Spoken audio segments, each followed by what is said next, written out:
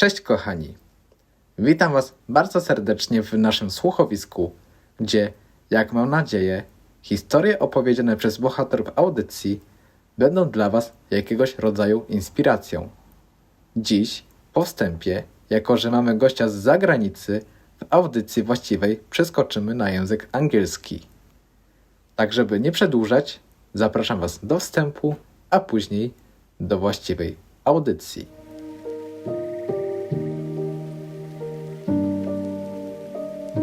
To jest punkt zwrotny. Gościem dzisiejszej audycji jest Bilal Korir.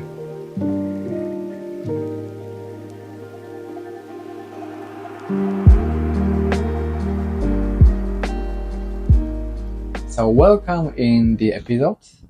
Before we enter the main part where I will ask a question to Bilal, I would like to invite you for short meditation, 1 minute meditation. So if you have chance, sit down with straight backs in open position. It means that your legs and arms are not crossed. Close your eyes. Focus on the breath. And now follow me in breathing. Inhale. Hold. And exhale. Again. Inhale. Hold. And exhale. Now focus on yourself being in the center. Ask yourself where you are currently. And now, when you located yourself, try to find your inner child. It can be your version from since you were born until yesterday. Ask yourself, how old are you? Your inner child. And now, if you see that inner child, approach him, approach her, and embrace. And give thanks for being. And now, relocate yourself with inner child to the place where you can see sunset. Observe the sunset. And look, approaching future yourself. The future yourself is approaching you. You can guess how old are you, the future you. That person is coming from the west. And they approach you, likewise you embrace your inner child, that future you embrace you and your inner child. Feel the warmth. Feel the unity. Give thanks to your future one for being there, and give promise that you will do everything to meet with your future one in that moment when it will be current for the future one. Now again, inhale. Hold the breath. And exhale. Open your eyes. It's beautiful. Thank you, Bilal. And so, coming to the question, what was the turning point in your life? Or what is the turning point in your life? Well, I guess there are a lot. I'm 36 years old, so there must be a lot of turning points. I guess the first one is the day you were born. So that is a turning point in anyone's life. But if I pick one, just to focus on our project, See It, that brought us together. It goes back all the way to 2008. I was studying law at the university in Morocco. But after a year of studying law, it didn't sit with me well. I always wanted to study engineering or science, so I made I would say really courageous decision, at least for me. I never traveled outside Morocco. I don't speak a foreign language. And I said, look, I want to study engineering. And there was this funny picture. Whenever I go to the university to study law, so the university in my city, you go in the middle, we arrive in the morning, right? The bus stops at the gate, all the students get out, and we get out of the bus together. But once we enter the gate, there are people who walk on the right side of the road. There's a big road in the middle of the university. And there are people who walk on the left side of the road. The people who walk on the right side, they go to their law classes or other literature classes. They are all located on the right side of the road. And the people who study biology, engineering, science, they walk on the left side. It comes naturally. It's just because the classes are on the left side. So immediately, once you get out of the gate or you get into the university, you realize, this guy studies science. This guy studies. You can tell by just the structure. And I had this feeling whenever I walk, I say, I should be walking on the other side, on the left side with the science students. Now, there's a long story why I ended up studying law, not studying engineering, but maybe we will talk about the story another day. But the turning point was that whenever I got to the university, I'm walking on the right side and I don't like it. I say, I want to walk on the other side. And I had that feeling. I feel it. I realize it. I'm conscious about it. So one day I said, look, I decided to study engineering. I decided to drop from studying law. But in order for me to qualify to study engineering, I had to pass an exam, a science exam, and which I didn't do from my high school. So I said, all right. I talked to my parents, my family. They told me, all right, give it a try. But they said, don't quit your law classes. If you pass the exam and then you are qualified to switch to science, good. But at least if you don't pass the exam, you still have the law. You already did 1 year. So I was in the middle of my first year. I said, all right. So I started taking those science classes on my own. I buy the books, I take some classes online. I even started attending some offline classes with other students. But it was so difficult for me because I don't have a good background, right? During my high school years, I was studying literature and history and stuff like that. So whenever I go to those classes, online or offline, I face difficulty. And then I say to myself, well, look, it's okay. If it doesn't work, at least I still have my law school. I'm doing it. And it was really difficult. Without a scientific background, it was hard for me to follow up, all right, when I study mathematics and stuff like that. So I said, look, I understand that I have plan B, which is my law school, but this plan B is pulling me back. So I did something for the first time in my life that I don't think I have done something similar like that. And I was conscious about it. I realized it. I understand the consequences, and I still decide to do it. Which is, I removed plan B from my life.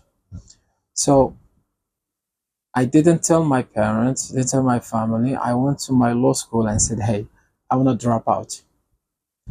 So this way, I have only one plan left, which is pass that scientific exam and get that certificate and move to the. And I was not doing well when I was taking those science classes. There's so much terminology and vocabularies I'm not familiar with, concepts. I had to literally educate myself from the beginning, from the start, to build up my knowledge. So I remember that conversation vividly. I went to the office, administrative office. I said, I want to drop out from the classes, the law school. She looked at me. She was a young girl. She looked at me. She said, "Are you sure?" I said, "Yes." And she said, "Look." She signed some papers. She gave me back my papers. She said, "Look, you have 24 hours according to our rules. If you don't come back within the 24 hours, you will never be able to study in this university. Those are the rules. And you'll be kicked out forever. If you want to study again law, you'll have to go to another university in another city." So they have these rules so they can make sure there is a discipline. Like, no, people don't change their mind every day, every time. I said yes. And I decided I'm going to have only plan A, no plan B. I'm going one way. Even though I already realize it's difficult, I'm not doing well at it, but I have only plan A. And, on one hand, having only plan A is a great motivation. You have only one thing, you have no other option, so you fight till the end. But on the other hand, it puts a lot of pressure on you. Plan B psychologically gives you some comfort. You can sleep at night. So if something doesn't work, say, "Oh, at least I have this." So it depends. What are you doing? I don't advise everyone to do it, but if you have the capacity to do it, do it. And I didn't tell my family that I made that decision. And thank God I took the exam and I passed. I spent 1 year preparation, almost 1.5 years. And then I passed the exam and I got the certificates. And then I said, all right, I'm making this big change in my life.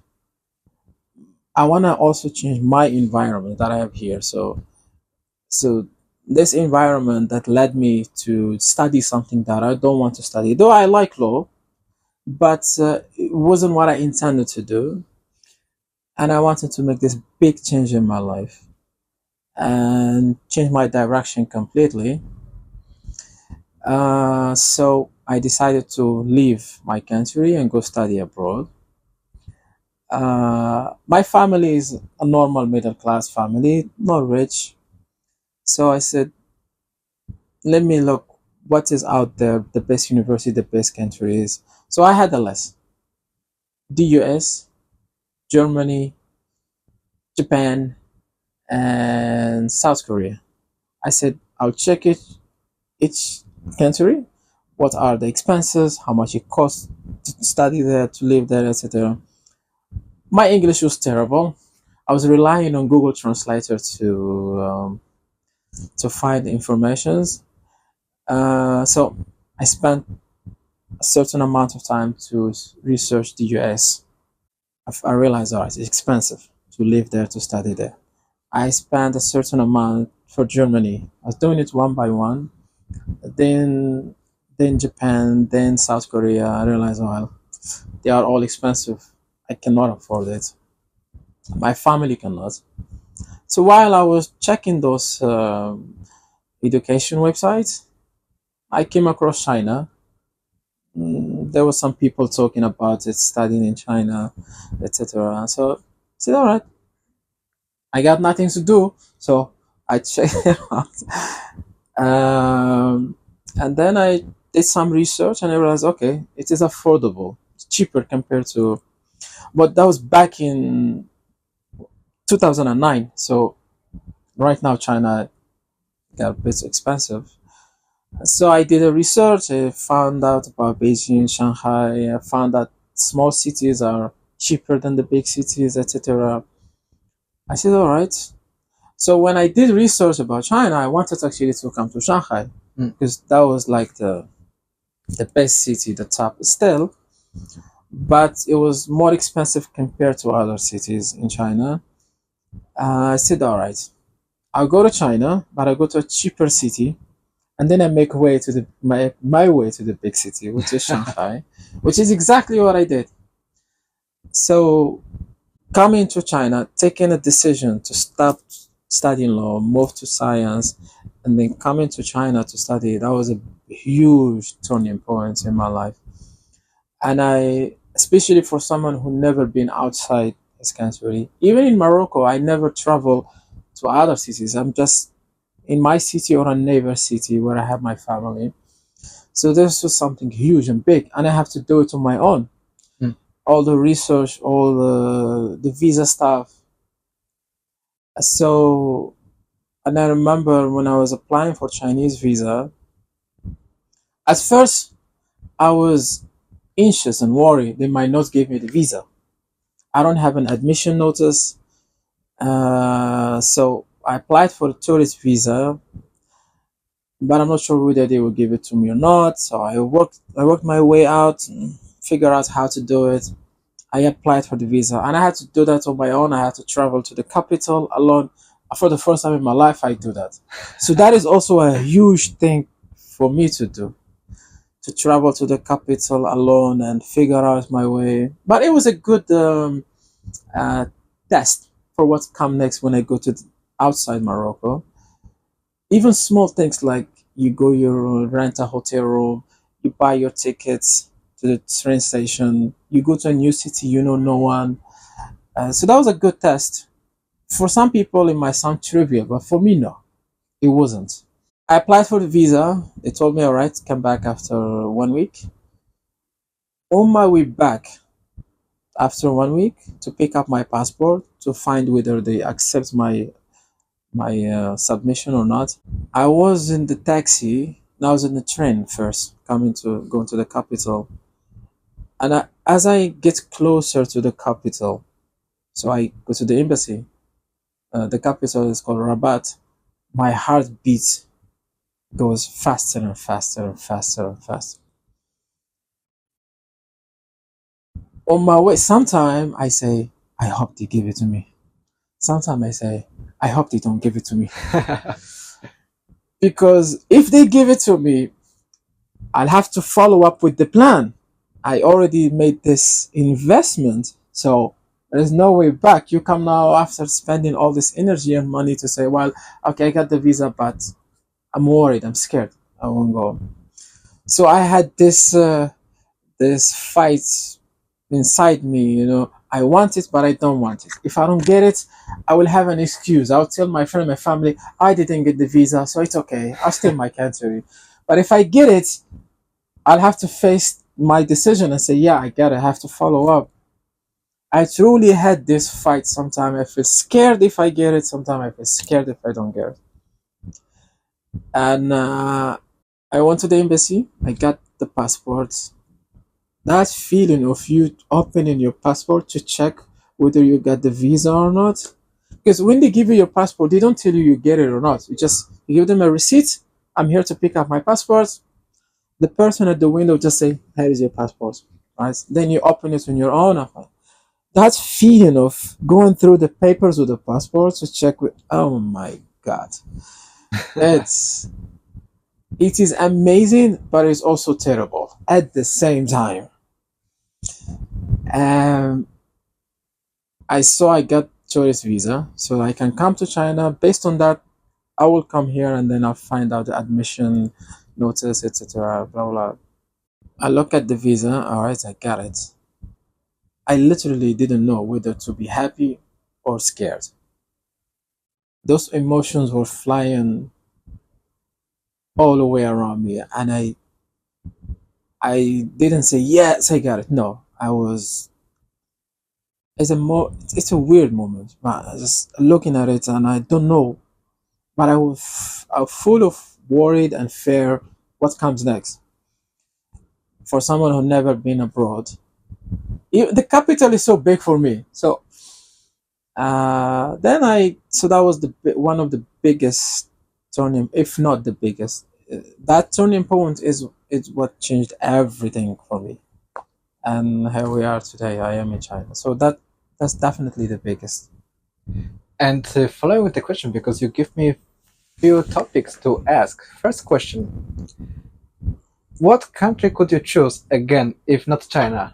At the moment where you studied Yeah. and you're still, let's say, back there, Yeah. what country could you choose again? There is a country that I love, though I've never been there. Singapore. I heard it's super expensive. It is. I never been there yet in this life, but I heard it is expensive, including fines. Yes. So I came to fall in love with Singapore after I came to China. So what happened to me is when I moved to China, I did 1 year Chinese language. And in my class, there were people from all over the world speaking all kind of languages. And so that was something unique and new for me. Before, I just lived with my family, people who speak the same language, same culture, etc. Even though Morocco is open, but where I was living, basically just Moroccan 24 hours. So when I had that experience living with people from all over the world, I loved it. And so I came across a lot of people and I started to learn about other countries, etc. And said, I don't want to be ever again in a country or a place where there is only one kind of people. I want to wake up in the morning, I want to speak to my friend in Russia. In the afternoon, I want to speak to my friend from Spain, Poland, America. So I come to fall in love with that life experience. And that's what I have now on my daily basis, every day. So I love Singapore because, one, it has a diverse community, different religion, different backgrounds, and it has people who are actually native Singaporean, but also has a huge international community from all countries and background. And in terms of law, they have good reputation. In terms of technology, they have good reputation. And I work in tech as well. I have the best passport in the world. Yes, the best passports in the world. The only downside is too expensive. So that's why I'm working on it to get rich. Once I get rich, I'll buy an apartment in Singapore. So I love that. If there is a country I would love to go to or stay, also they speak English. So I would be living there, I'll speak English, and people there speak English, but the community is so diverse. That gives me pleasure. And I see Agreed. everyone living in peace together. That's something good. About English, because this won't be the major question I want to ask, but just going along with Singapore and diversity and English, do you believe, because we live in Shanghai together, that Shanghai can become also international city, but in terms of speaking English as much as in Singapore? Because of course we are here in China with Chinese majority and it could be difficult, but do you, let's say, in the future see when more people will go to Shanghai as expats, that they will enrich their culture? More expats coming to Shanghai. I don't mention other cities in China because we know how it goes. Not always people they feel comfortable. That's why I include mostly Shanghai. Luckily for me, when I moved here in 2010, I did travel a lot around China. So I was doing part-time job sometime, to make some extra money. And I had a chance to see all sides of China. Small cities, the small town, the big cities. First thing I would like to say is when you come to Shanghai, if you only stay in Shanghai, you think, okay, I know China. No. you'll have to go to all kind of places to actually understand the country, the south, the north, etc. So Shanghai is only one side, one characteristic of China, but it doesn't reflect the whole China. But yeah, it's a nice place to live in. I love Shanghai. I always say some cities they have souls. Like you go to a certain Agreed. city and you feel like this city speaks to you or has a soul. My city, Tangier, is one of those cities. Shanghai is also one of those cities. You live in it, and at a certain point, you just become part of it. For you those know? audience who listen me in Polish, now you can reflect that not only me, I say the same way in Polish. You can also hear Yeah. foreigner telling the same, and we didn't agree before. That's my feeling. I travel to a lot of cities here in China, and I go to some cities and you feel like the city is dead. There are walls, there are streets, but There is no soul. there is no soul. But that's how I express it. I say city. Sometimes I make a joke with my friends. Say, look, if Shanghai was a woman, I'll marry her. Good point. Yeah. So now being here since 2015, I love the city. I feel comfortable here, and I think you asked me whether more expats come to Shanghai or China in general. I would say yes, but unfortunately, the geopolitics, how to say, it's affecting that. But from my experience living here and other people who've been living here in Shanghai and China, it's a good place to be in, to be honest. Yeah. And they should come. There are a lot of opportunities here, and the city is big, it's huge, and it's moving very fast. And the number one quality that I realized about China when I moved here, safety and security. True. It's amazing. Literally, a little girl, she can walk all the way from the north of Shanghai all the way to the south at 3 a.m. in the morning and she'll be completely safe. This is what I also say in Polish, my guests. I say the same. 3 a.m. You can freely go. You can even lay down on a bench and nothing Yeah. happen. Yes. And this is a huge quality, life quality, to be honest. And I love it here. So personally, I love it. I enjoy it. And China is introducing new laws every year to improve the visas, regulations, etc., business regulations. But like I said, unfortunately, the geopolitics tension between the West, the East, is affecting that, and there is so much propaganda against China. So now, if you open the West media, you'll find 90% of the news about China is negative. True. And Unfortunately. yeah, that's a stereotype, and it is wrong.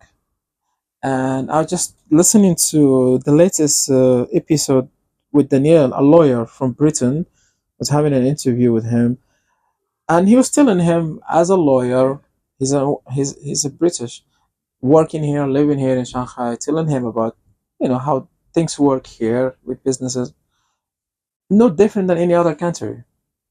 But there is this stereotype that okay, you are in China, it's a black box.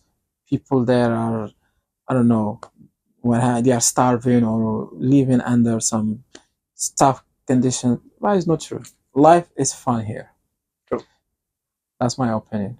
And following a major question from Turning Point, because you mentioned also you moved from the law to science. Yes. And now, such a question: what could happen if you stay in the law? Yeah. And you actually continue the law and you are the lawyer? What could be the life? Could you be still the person who creates seed? Good question. One, I don't know, but most likely no. I would say, your ideas come from sources. from your life experience. And the idea of see it came to me when I was here in China. But I think the roots of that idea came from the fact that I wanted to move from Morocco to China. So, for example, see it allows you to watch any place in the world live, right? So if I want to watch a building, a school, a factory, I just open my phone, I can see that place immediately and have someone there being my tour guide and my eyes and ears. So when I was thinking about it, how did see it evolve in my head? When I was in Morocco, I was doing research about China, and I was doing research about different cities and different universities. And I was desperately looking for pictures and videos of each university. I want to see how the canteens look like, the bedrooms, the dormitories, the administration office, the classroom, the playground. I want to see how it looks like to make a decision. Is this university a fit or not? And I was looking at a lot of universities, but the media that I could find, videos and images, wasn't that much. I remember that was back in 2009. So I would go to the websites of the university, but I wouldn't find enough that satisfies my thirst, my hunger.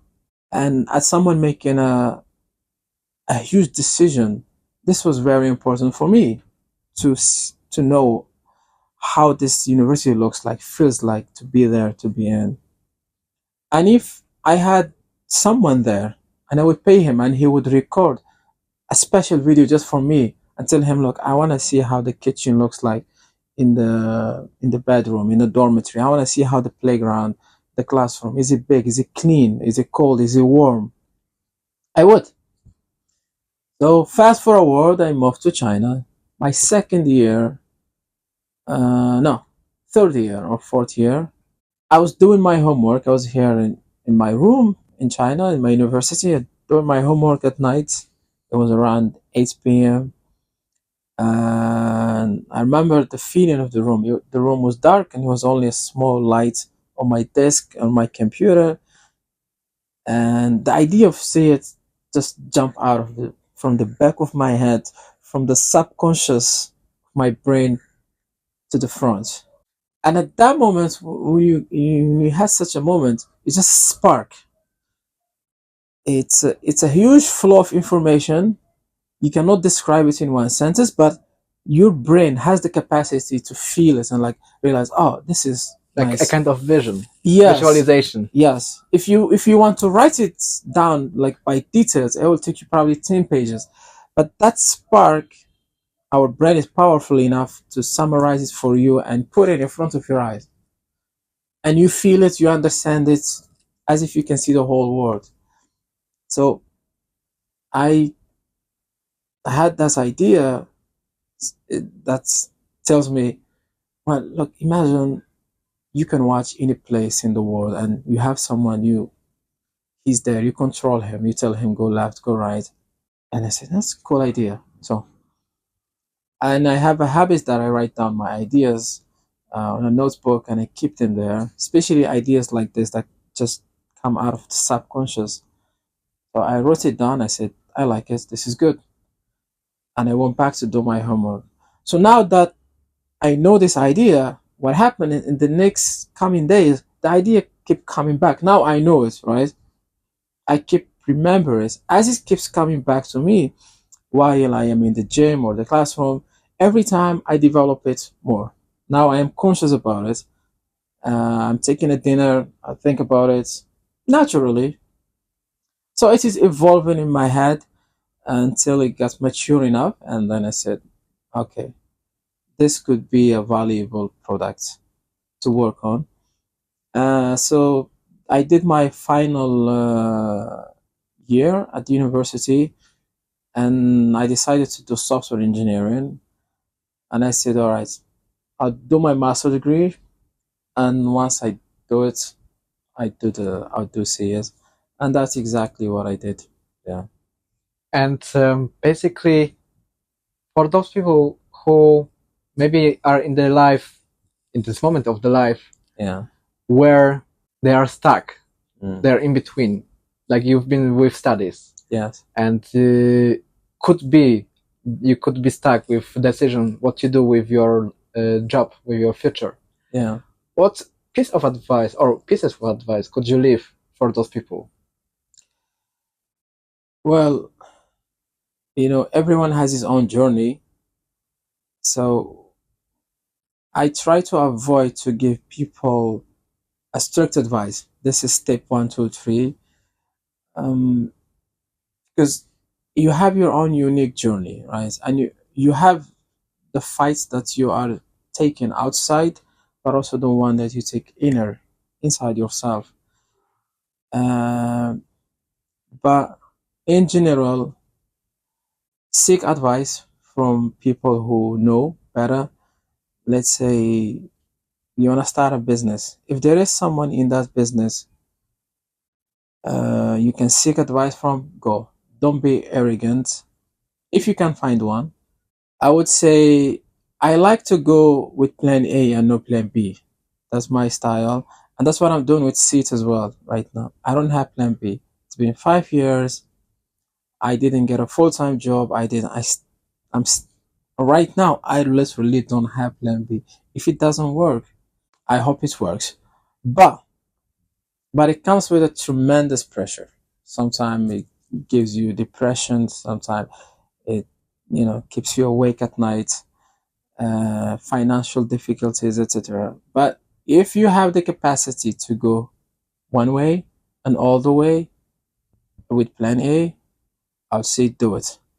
But if you think this is too harsh, my advice is go with plan A, but always have plan B. Psychologically, plan B will help you sleep at night or give you some comfort. So it depends on your capacity. And I would say be humble in learning about yourself and learning from others. I was foolish when I started to see it. I said, I'll do it in 6 months. Maybe I was arrogant, but it took me a while to realize, oh, I was wrong. And I needed not just to be humble in front of the other, I needed to be humble just even like within myself. I literally was wrong about stuff. And I say, when am I going to learn enough about myself? You still going like, I thought I don't do this. I don't like that. But then you do it. Or you like something that you thought you don't like before. That's something that it opened my eyes for. That is being humble and even stay open about yourself. And if you go, I don't like to stop in the middle.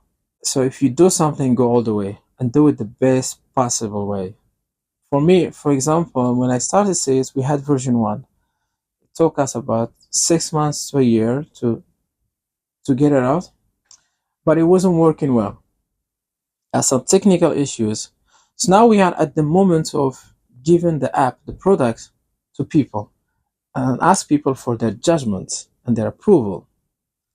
But I decided not to do it because when I look at the product, I said, this is not the sales that I want. This is not the product that I want.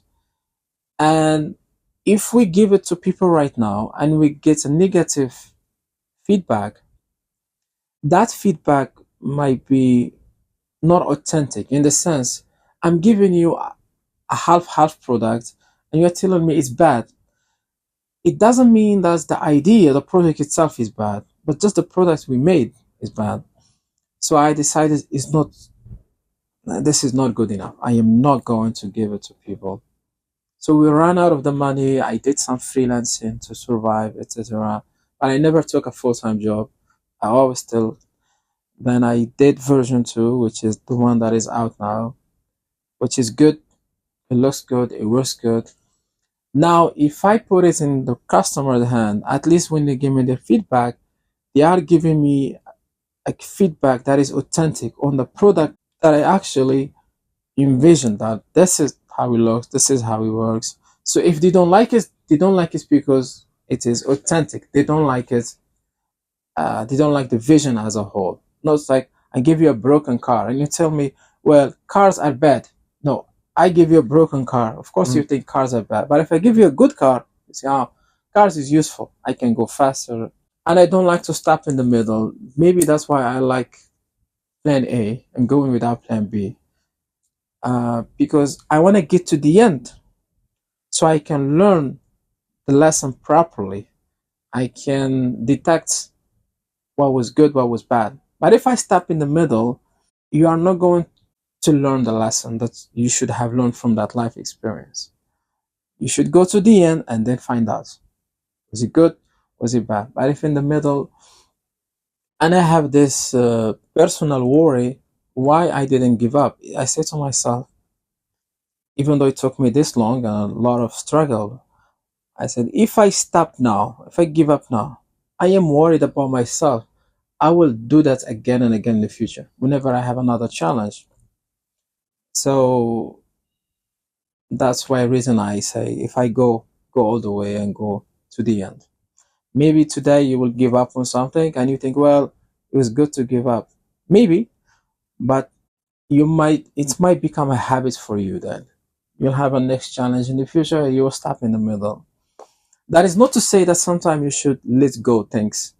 If you come to a conclusion consciously that this is not working for me, or you got an advice from wise people who really love you, not just someone who's ignorant or jealous of you and tell you, yeah, you shouldn't do that. But if you come to through conclusion that, yeah, what I'm doing is not the best way, it's okay. Stop in the middle or in the beginning, like I did with the law. That was me stopping in the middle. But I come to this conclusion consciously. I didn't do it out of fear. I did think about it and I said, look, this is not working for me. I want to stop, even though I spent a year studying law. So that I always say, if you do something, go all the way. Don't stop in the middle. That's my style. What knowledge from law you actually practice until today, or maybe there's something that you can implement in your daily life from what you learned, even it was only 1 year of law. Is there something that you can recall that you do until today? I still like law, by the way. There is a TV series called Suits. I love it. It's one of my favorites. You can check it out. It's called Suits. It's a TV series about lawyers. And it's about 7 seasons. I watched it for 2 reasons. One, because I still like law. The most particular thing that I like about law is the argument part of it. It is fascinating. When you have 2 lawyers, they have the same contract, right? Let's say you and I doing business together. The contract you have, I have the same copy. But you have your lawyer, I have my lawyer. And each one of them standing in front of the judge, each and every one of them arguing different thing. No, it means that. No, it means that. And you build your case. This part of the law fascinates me, and I like it. And that's, I highly recommend you to watch Suits, the TV series.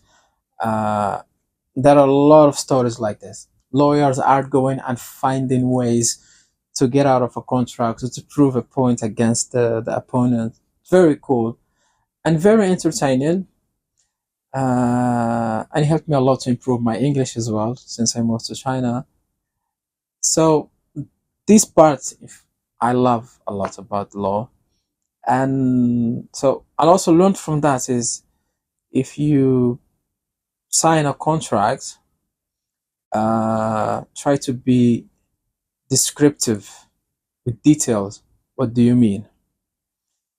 So you ask me something, I say, I'm going to give you 50%. We are discussing some deal. I say, okay, I'll write it in the contract, 50%. But I didn't tell you 50% of what?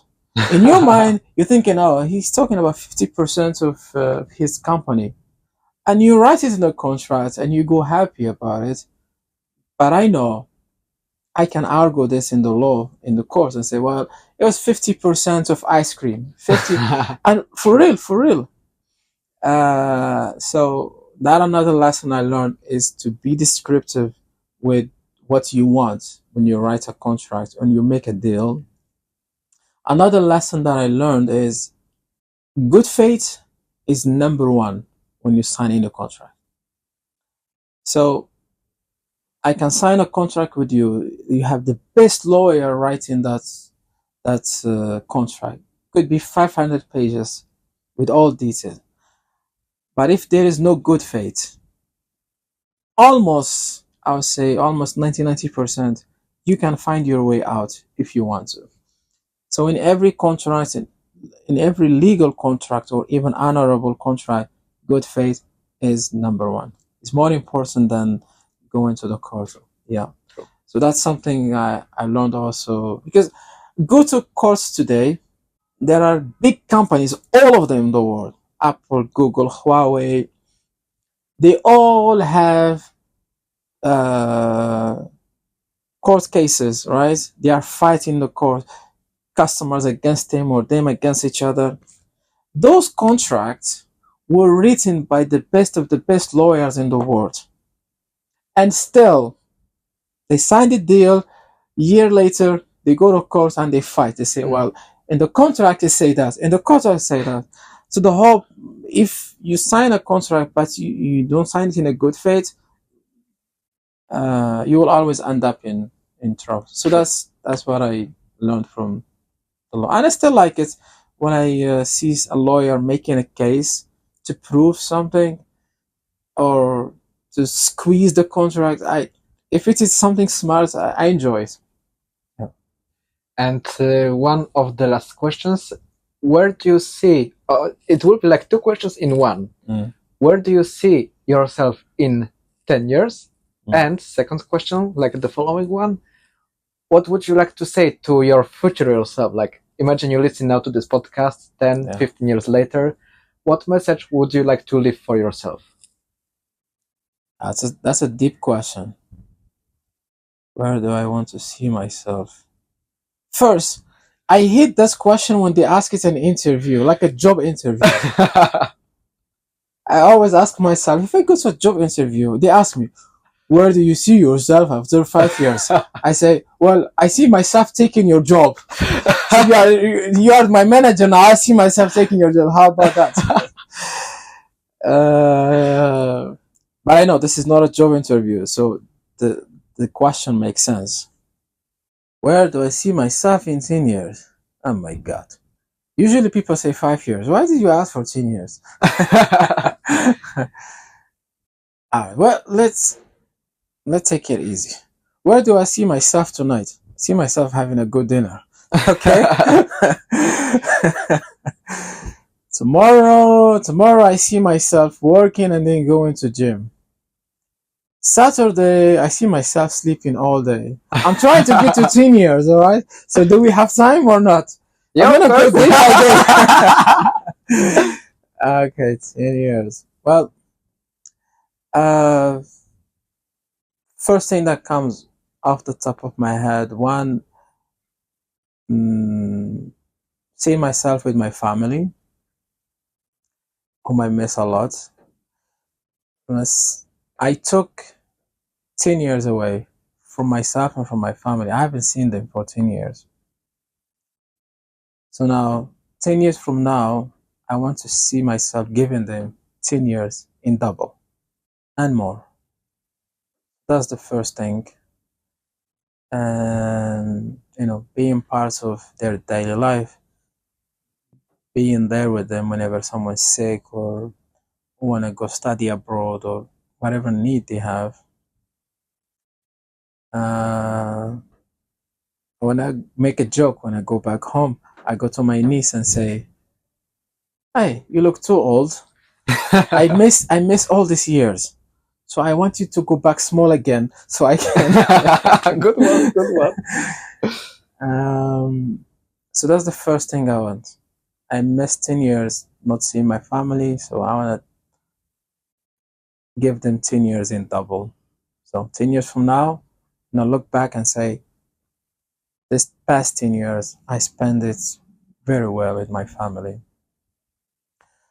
I see myself, see it successful, and see it is integrated in every aspect of life. You see it is having someone be in your eyes and ears anywhere you want. Could be for Even on the tourism. moon. Yes, literally. That's also part of my plan. Yeah. When people start to travel to space, you want to have a live tour on the moon, you make a call, and then you are a student who want to study abroad, you give a call to someone who is already a student in that university to give you a tour. You are a businessman who want to buy a product in China. You are someone who is in his room but want to go to a restaurant, but he want to make sure if the vibe is good or not. And even though it is in your city, you make a call and someone show you that restaurant before you go have a dinner. Music, etc. Booking a room. So I want to have that vision fulfilled. The idea of see it live, which is our slogan, to be everywhere and become a meme and become a joke even, right now you and I are sitting and we're thinking, oh, let's go to the bend to check the riverside. Or So- you go to the band, I go to this lake, and Yeah. how is this lake? How is the band? So I want to have that fulfilled. There are other projects that I want to do after See It. One of the reasons why I insist on making See It successful, or at least make money out of it, because I want to build a certain reputation. And there are other projects that I want to do next. But I am not going to spend 5 years to finish each one of them. That would be too much. One way to, it's like a trick, a psychological trick to make yourself feel better about your mistakes or about your failures. I say, look, spend 5 years about doing See It. I thought I would get it done in 6 months to 1 year. I said, if at least I learn all the lessons from this past experience, and the next project I get it done in 6 months or a year, because I have a lot of projects I want to do, then this 5 years was worth it. I don't have to feel about my failure in not getting it done in the timeline that I wanted. So hopefully I learned enough and I have accumulated repetition, like to my name, and then accumulated enough money. So the project that I want to do next, I can execute them faster and better. So that's where I see myself 10 years from now. And I see myself working, my productivity doubled 10 times or 20 times. So instead of doing one thing in a day, I can do 10, 30, 50 in a good quality. So that's what I see in myself. Yeah. And what could you tell to your future self? What message, let's say, you have for you listening 15 years later, 10 years later? First thing I would say, stop singing in the shower. That is embarrassing. Or at least you improve your voice. Maybe you can become the singer in the future. So, Bilal, in the future, if you sing today, well done. I doubt it. Whenever I sing in the shower, the power goes off in the building. That's how bad it is. What would I say to my future self? Don't repeat the same mistakes. And stop having a surprise learning something new about yourself every time. Learn it now and get done with it, all right? I don't want to be surprised again. But I would say stay open-minded. The world is a spectrum of colors and flavors, and not everything has to fit to your taste. Be humble. You don't know everything. Actually, you know nothing. Though I make a joke with my friend and say, I know everything. But yeah, stay, knowledge is is responsibility. If I know something and I should act on it. For example, if right now I learned how to make a medicine, a cure to a certain disease, no one else in the world knows it. As an example, this is knowledge, but at the same time, this kind of knowledge is responsibility. And that is the same way I deal with my ideas. So now I'm only working on CS, but actually I have other ideas that I learned throughout my life or came to my head out of nowhere. Could be a message to me that I should do it. The way I feel about it is you're responsible for it. You are the one, you see a problem and then you developed somehow a solution in your head, or it was gifted to you, or a knowledge you learned but someone else doesn't know. I would say to my future self that knowledge is responsibility. That's why I want to increase my products. I am not happy with my productivity right now, even though I work hard. Sometimes literally I work 24 hours, sometimes. But that is not enough. Working hard is not the only answer.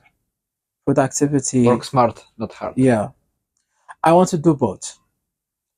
I don't want to work smart. That is, okay, I did 3 hours work. Good. I made great achievement. No. I want smart and hard. That's what I want. And I see those ideas that I have in my head, I see them literally as a responsibility. If this idea could exist only in my head alone, there are 8 billion people in the world. Maybe someone else has it. But as long as it came to me and I realize it, and I realize it is a solution to a problem that exists, I feel like I am a custodian of it. And as much as it's an honor for you to do something that serves others or makes life better for others, but also I feel responsibility. And I don't wanna, when I'm living this life, I don't wanna regret not doing those ideas. So I don't wanna have that regret. I wanna do it and give it my best. And hopefully I will not repeat the same mistakes that I did with See It.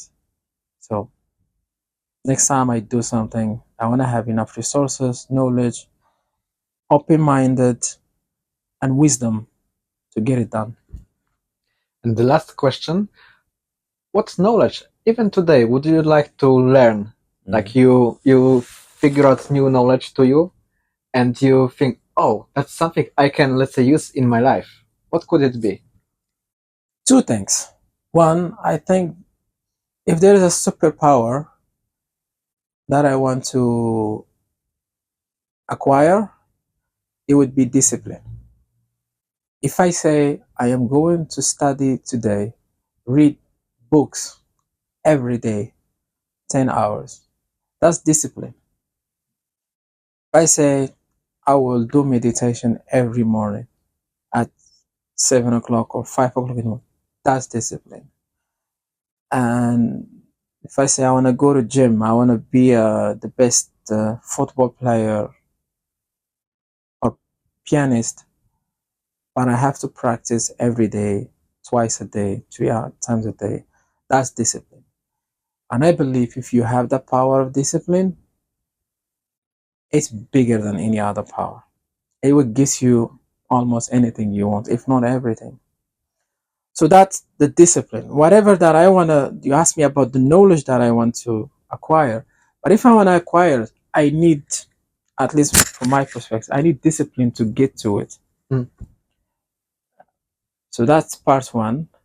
Now the knowledge, if there is something that I would like to study and learn, would be quantum physics. I am fascinated by it and I want to study it just like when I was a student at the university. I want to study it with curiosity and not just like reading some articles or watching videos online. No, I do a proper research. just like a PhD student. You know, you go, you read all the books, you go to the lab, you do research, you fail, you try again, you search, you go to conferences, you meet other professors. So if there is a knowledge that I would like to acquire and learn, if I go back to university again, that's what I will do. But if I don't go back to university, I plan, inshallah, that when I have money, so I will organize my time to still take care of the business and build a proper business that is independent and functions well, with or without me. So even if I go to university, I will hire some university teachers who teaches quantum physics and be their students, right? So, and study it and do research about it. So that's something fascinates me a lot. Quantum physics, I think, if the research make advancements, it's going slow, but I think at certain points it'll be everywhere, and if it works out, oh my God, I think it will change us a lot of things that we think we know about the world today. It's just amazing. So that's quantum physics. I'll see you in the quantum world. Thank you, Bilal. Thank you for being with us. And if you would like to hear more about SIT, you can also follow the link in description to Panda Profit Podcast, Yeah. where you can listen to audio specially dedicated to SIT. And if you wanna be one of tour guides, or if you want to see the world, download the SIT. You can also find the link in the description. Thank you, Kordian. This was a pleasure. This was fun.